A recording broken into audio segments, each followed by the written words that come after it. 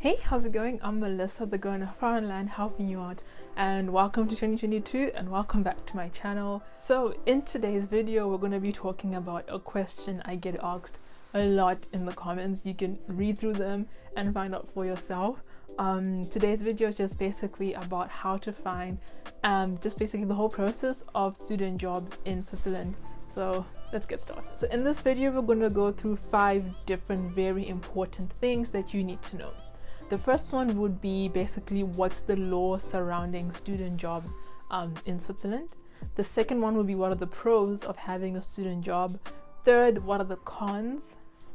The fourth will be basically like how to find the job in terms of where to look for, etc. And the final part would be what kind of jobs can you actually find as a student in Switzerland. So the first thing is the law. What is the law on actually working as a student? So basically in Switzerland, the law is as a student, you are only allowed to work a maximum of 15 hours per week. So 15 hours per week is as much as you can work as a student.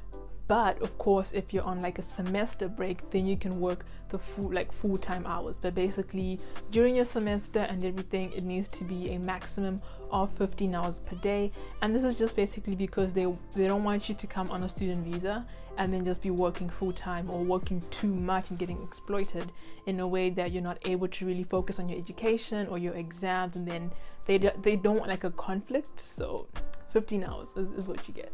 The second part of the law that I think is important is how much are you going to get paid.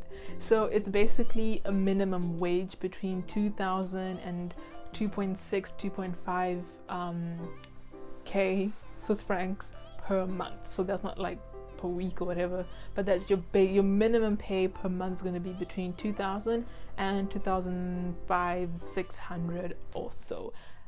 If you want to know exactly what you can do with your pay in terms of cost of living in Switzerland, I of course have a video on that and I've got you covered way in advance. Check out this video. I'm sure it'll be helpful and you can just get a bit of a better picture in terms of, okay, I'm working, I'm getting paid, what can I actually do with this money? Is it a lot? Is it not? Find out. The third thing I think is important for you to know is that if you are a non-EU or EFTA like person or citizen, then you can only officially start working 6 months after your studies or your semester or your student visa has begun.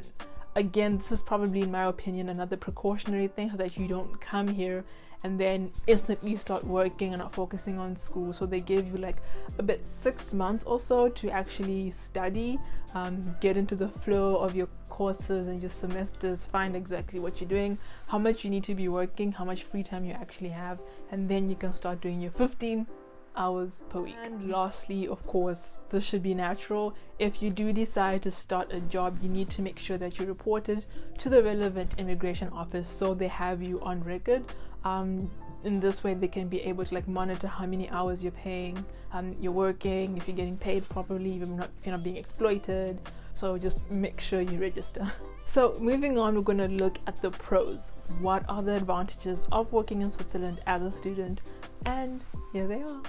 The first thing, like duh, it's the money. It's important because you have some money to cover your expenses. Just maybe some people might use it to cover their education. Just have a little extra money, whatever the reason is. It's never that bad to have a bit of extra money. Like, I would take it.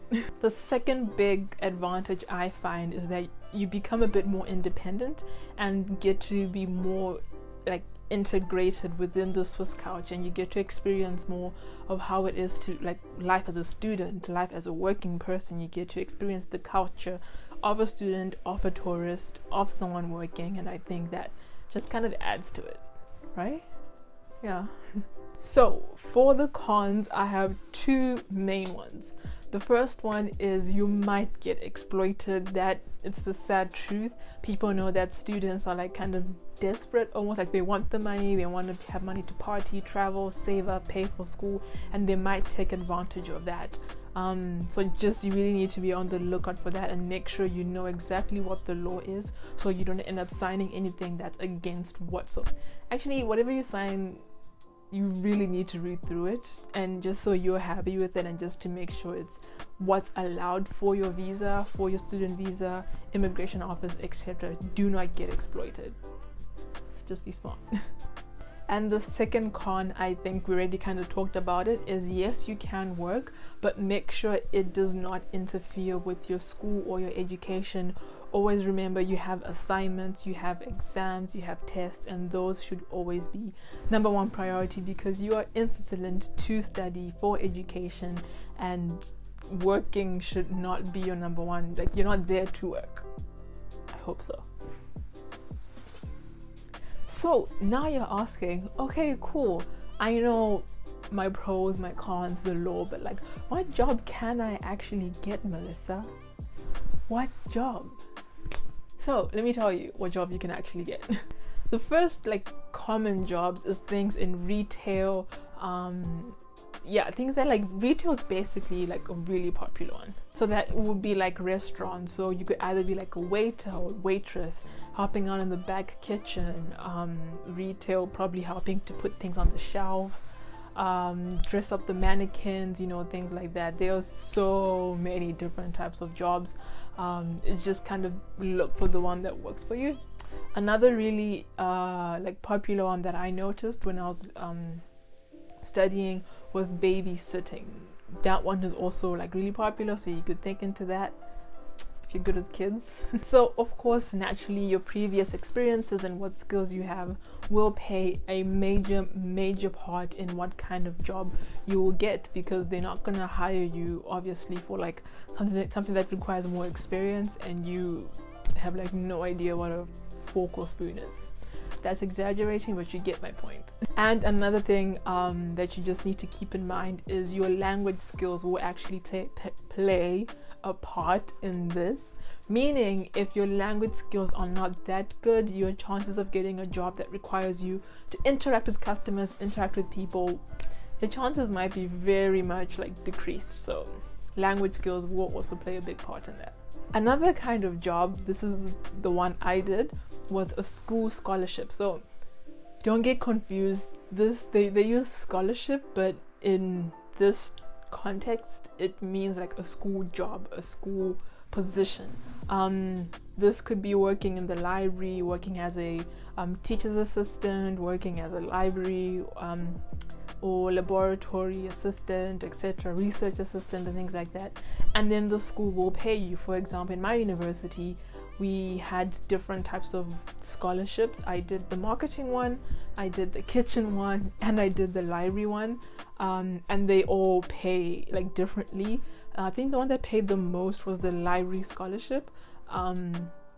So it just depends on responsibilities, etc., what your school system is. But that's another one that I think was best for me, because for example, when I was in the library, I got to be doing my library job, but I also got time to like study and focus on my assignments, and so I could kind of like kill two birds with one stone. So that kind of worked for me, and it might work for you. So just ask your university if they do have that, and it might actually be a good idea. Okay, we have moved on to the final part of this video, and you're asking me, okay, so I know what the pros and cons are, I know what the law is, I know what job I want to get, but like, how am I gonna get it? So I'm gonna just let you know the different ways you can get the student jobs. Number one is job portals, and this is just fancy word for websites. There are so many websites that, even though they can advertise just normal job openings, if you just filter out, you can be able to see what exactly like jobs are available for students as well. It will obviously be in the name, the description, the pay, etc. So just make sure to really just kind of Google like student jobs Switzerland or student jobs Zurich, whatever specific area you're in, and you can see there probably listings on places like Indeed, Indeed, LinkedIn, etc., etc. Another place you could probably find an ad is like newspapers. People still put ads in the newspaper, so that might also be a shot you can try. Another place, like I said, might also be like your school if they have these scholarships, Or you can still ask them, because maybe they have a certain restaurant or a certain area or companies that the school works with to provide students just kind of like side jobs and experience, and the school might be able to like hook you up. So you can ask your school's advisory officers and or student aid officers, whatever they call them. They should be able to help you. And of course, just like ask around. It's not that hard. Just walk into Zara or H&M and be like, are you guys looking for help? Walk into that restaurant and be like, I can be a waiter or waitress, you know, hook me up. Just ask. It will not hurt, trust me. And that is it. That brings us to the end of this video, guys. I really hope it was helpful. I always try to kind of read the comments and see what videos you guys are interested in, and then I jot them down, and then I do my little researches, then I do my makeup, and I get dressed and I present to you. And I hope you appreciate it. If you did, make sure to like and subscribe. Let me know in the comments if you have any questions. You guys know I always answer your questions, and I'll see you in the next video. Bye.